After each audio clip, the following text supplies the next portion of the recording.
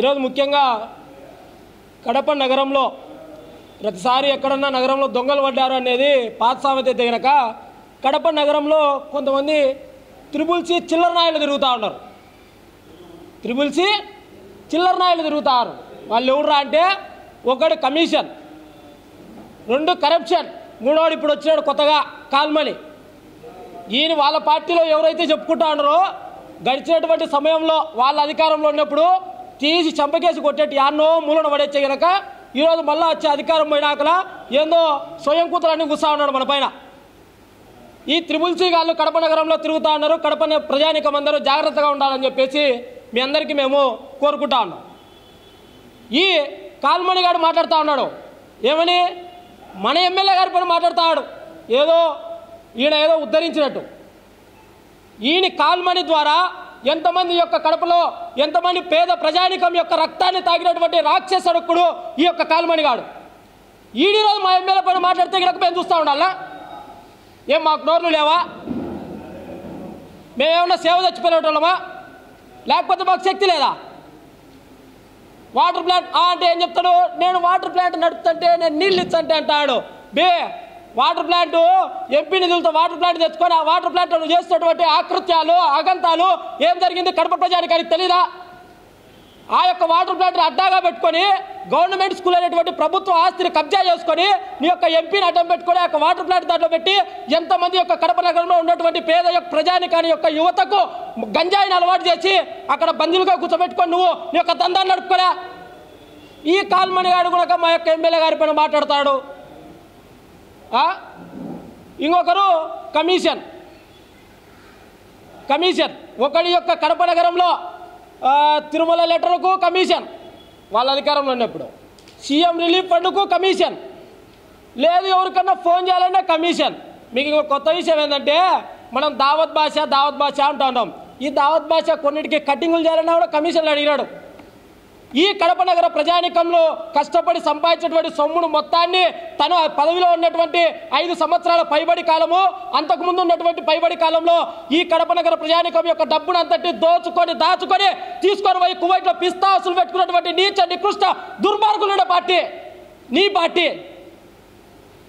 Call money వింటున్నావా? మా వాళ్ళు ఎవరన్నా అట్టున్నారా?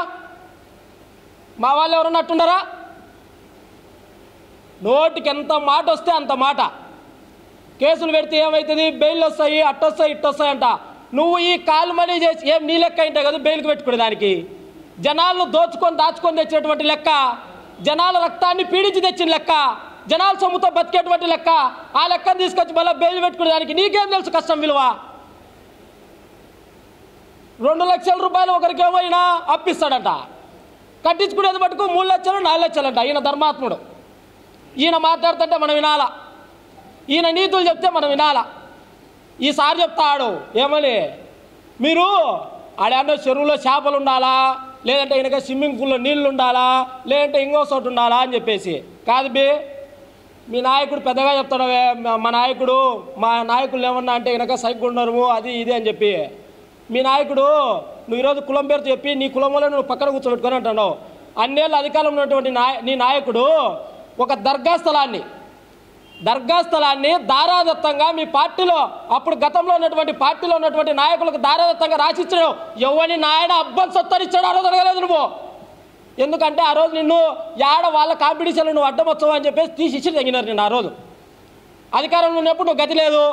ఈరోజు నువ్వు జగన్మోహన్ రెడ్డి చెప్పేటువంటి మాటలకు నమ్మి మళ్ళీ మోసపోతాను. ఏముండదు శివరాగరికి. కనీసం ఇప్పుడన్నా చేసుకునేదానికి ఏందన్నా ఒక రూపాయి ఆడో ఇచ్చి తిరిగి మళ్ళీ కలెక్షన్ చేసుకుంటాను. రేపు ఆ కలెక్షన్ చేసుకునేదానికి కూడా ఉండదు. ఎందుకంటే ఇక్కడ ఈరోజు చేసేటువంటి అవినీతి ఆకృత్యాలకు జనాలు బెంబెలెత్తిపోయి ఆ రోజు కేసులు పెట్టేటువంటి రోజు వస్తుంది. ఆ కేసులు పెట్టేటువంటి రోజు వచ్చినప్పుడు బెయిల్లకు కాదు కదా, కనీసం తిండి తిప్పలకు కూడా లెక్కలేనటువంటి రోజు వస్తుంది. ఏందన్నా మాట్లాడితే నిజం మాట్లాడాలా, నోటికి అదుపు పెట్టుకొని మాట్లాడాలా. ఎంత మాట వస్తే అంత మాట మాట్లాడితే కనుక మేమేమి చూస్తా ఉండేదానికి ఈడేమి టీడీపీ కార్యకర్తలేమి సేవ తెచ్చిన వాళ్ళు కాదు, శక్తి లేని వాళ్ళు కాదు, రక్త మాంసాలు లేనటువంటి వాళ్ళు కాదు, కండరాలు లేనటువంటి వాళ్ళు కాదు. ఎక్కువ తక్కువ ఏందన్నా మాట్లాడే ముందు జాగ్రత్తగా మాట్లాడాలా. ఇంకో విషయం, ఈయన అద్దుమంటే కనుక వైన్ షాపులు ఇన్ని పెరిగినాయి, కొత్త కలెక్టర్ ఆఫీస్ కాడికి పోదాంపా, మేము రోడ్డు వేసినాం. ఎవరిని చిన్న ఆయన కోసం రోడ్డు వేసినారయ్యా మీరు? ఎవరి కోసం రోడ్డు వేసినారు తెలీదు? నీకు తెలియకుంటే నేను చెప్తా, తెలుసుకో. మీ పార్టీ ఆఫీస్ కట్టుకోవాలని చెప్పేసి రిమ్స్కి పోయే రూట్లో ఆడ స్థలం చూస్తే గనక ఆ స్థలంలో కూడా ఒక దళితులకు సంబంధించిన ఫ్యాక్టరీని ఒక మిషన్ పెట్టుకుంటే గనక ఆయన వేధించి ఆయన స్థలం ఇవ్వకుండా అంటే, రైల్వే వాళ్ళు పర్మిషన్ ఇవ్వకుండా అంటే ఈడ ఎవరు మనల్ని దేకలేరని చెప్పేసి రోడ్డు వేసినాకలా ఆ వేసినటువంటి రోడ్లో మీ యొక్క నాయకుడు ఆ రోజు ఓపెనింగ్కి వచ్చే సందర్భంలో వాన పడితే గనక మోకాలలో నీళ్ళు వచ్చినాయి. ఆ టర్నింగ్లో సిగ్గు లేకుండా చెప్పుకుంటా రోడ్లు వేసామని. ఆ టర్నింగ్లో నీళ్ళు నిలబడితే ఇక్కడ నీళ్ళు నిలబడుతున్నాయి, ఇక్కడ మనం కట్టలేమని చెప్తే ఊరోటలో ఇసురు తగ్గుతాయి కనుక పోయి ఆడ బతుకుతారు మీరు. అది కూడా ఏదో వాళ్ళ డీకేట్ స్థలాన్ని కబ్జా చేసుకొని మీరు నీతులు కబ్జాల గురించి చెప్తే, మీరు నీతులు మాకు చెప్తే కనుక మేము వినాలా. మద్యం గురించి మాట్లాడుతాడు, వైన్ షాపులు ఎట్టొచ్చినాయి ఇట్టొచ్చినాడు. మేమేమి ఆడ కమిషన్ అడగలయా మా ఎమ్మెల్యే? వ్యాపారస్తులు వ్యాపారం చేసుకోమంటుంది, పని చేసుకునే వాళ్ళు పని చేసుకోమని చెప్తుంది. మీ మాదిరి కక్కుర్తి పడి కమిషన్ల కోసం పనిచేయలే మా ఎమ్మెల్యే. మీరు ఒక మాట సూట్ ప్రెస్ చేస్తానమ్మా, వైన్ షాపుల గురించి అంటా ఉన్నారు కదా. ఎంతమంది గడిచినటువంటి ప్రభుత్వ హయాంలో, గడిచినటువంటి మీ పార్టీ ప్రభుత్వ హయాంలో ఎంతమంది మహిళల యొక్క మంగళసూత్రాలను తెంచినటువంటి పాపం చూరగొన్నటువంటి ఘనత మీది కాదా? సిగ్గులే చెప్పడానికి నీకు. మద్యం గురించి మాట్లాడతారు. కల్తీ మద్యం అమ్మి ఈ యొక్క రాష్ట్రాన్ని అధోగతి పాలు చేసినటువంటి దుర్మార్గమైనటువంటి పాలన చేశారు మీరు.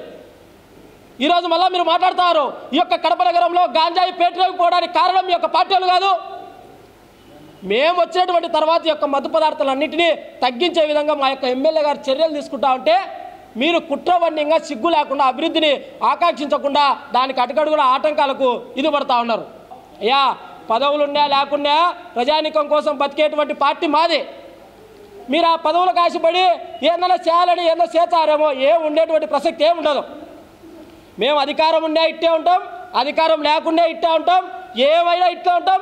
ఎల్లప్పుడూ ప్రజల కోసమే పనిచేస్తాం. కడప నగర అభివృద్ధిని అహర్నిశలు ఆకాంక్షించేటువంటి శక్తి, సామర్థ్యము, ఆలోచన, మనస్తత్వము మా యొక్క తెలుగుదేశం పార్టీకి ఉంది, మా యొక్క జిల్లా అధ్యక్షులు వాసు గారికి ఉంది, మా యొక్క ఎమ్మెల్యే మాధవిరెడ్డి గారికి ఉందని చెప్పేసి ఈ సందర్భంగా తెలియజేస్తా ఉంటాం.